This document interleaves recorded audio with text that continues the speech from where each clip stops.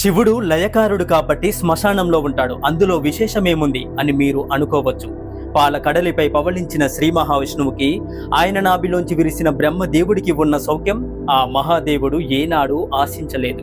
భక్తుల కోసం పరితపించే ఆ పరమేశ్వరుడు పరమ సత్యాన్ని తెలియజేసేందుకు భూతనాథుడిగా మారి శ్మశానవాసం ఎందుకు ఎంచుకున్నాడనే సందేహం మీలో చాలా మందికి ఉండే ఉంటుంది.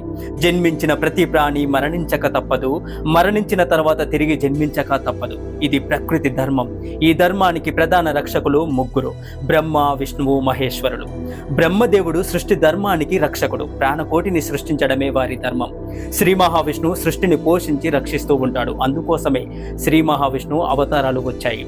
శివుడు లయకారుడు. లయం అంటే నాశనం అని ఓ తప్పుడు అర్థాన్ని చెబుతారు, కానీ లయం అంటే లీనం చేసుకోవడం, తనలో లీనం చేసుకోవడం, తనలో కలిపేసుకోవడం అని అర్థం. మొత్తం ఈ సృష్టి చైతన్యాన్ని లయం చేసుకోవడం అంటే అంత